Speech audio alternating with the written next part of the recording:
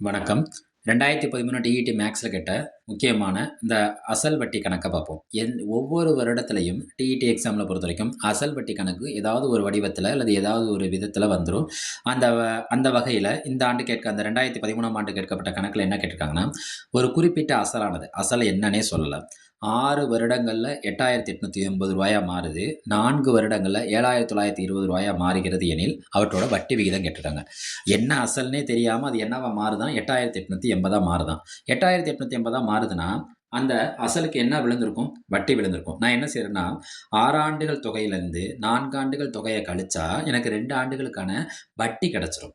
அந்த 2 ஆண்டுகளுக்கான வட்டிய வச்சு 4 வருடத்துக்கான வட்டியா மாத்துனேன்னா, அதாவது நான் யார கண்டுபிடிச்சிடலாம்னா, வட்டி வீதத்த கண்டுபிடிச்சிடலாம். எப்படின்னு பார்ப்போமா? 6 ஆண்டுகளின் 6 ஆண்டுகள்ல பெறும் தொகை எவ்வளோ? ரூ. 8,880 அவங்க குடுத்தது. ரைட்டா?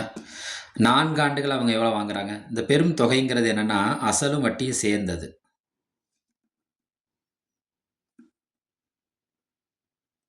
எவ்வளோ ரூபா? 7,920.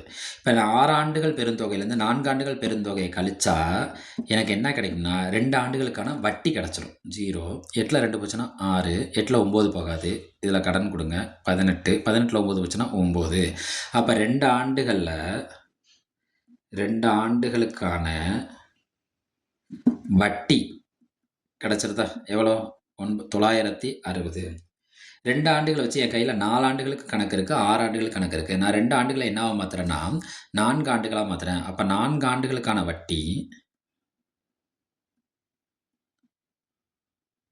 வட்டிங்கிறப்ப 2 ஆண்டு வட்டிய நான் எதால பெருக்குறேன்? 2ஆல பெருக்குனா எனக்கு என்ன கிடைக்கும்? 4 ஆண்டுகளுக்கான வட்டி கிடைச்சிரும். அப்ப எனக்கு என்ன கிடைக்கும்? ரூ. 1,920. இது எத்தன? 4 ஆண்டுகளுக்கான வட்டி.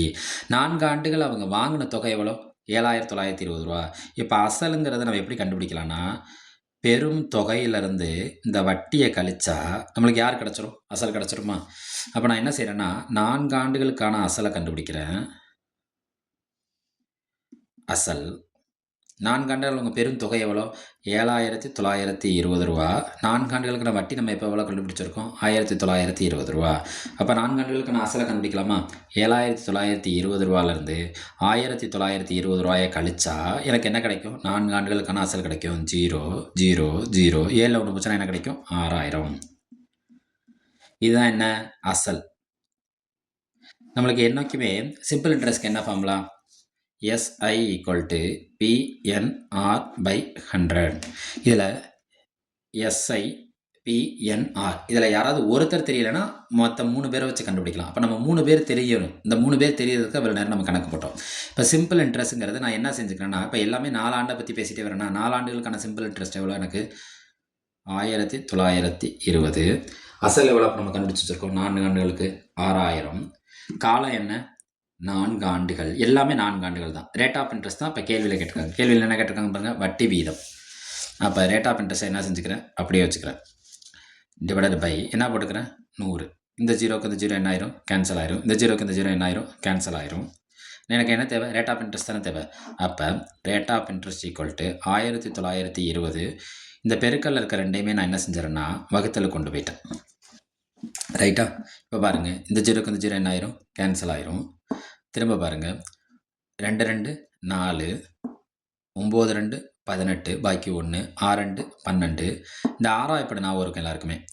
1 6, 5 6 90, 16 6 96. அப்ப 6ங்கிறப்ப 16/2.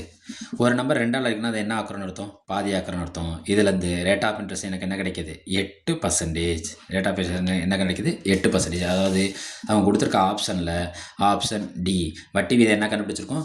8%.